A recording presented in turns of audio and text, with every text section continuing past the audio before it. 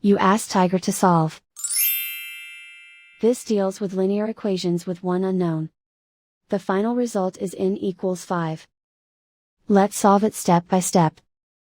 Group all constants on the right side of the equation. Add 5 to both sides. Simplify the arithmetic.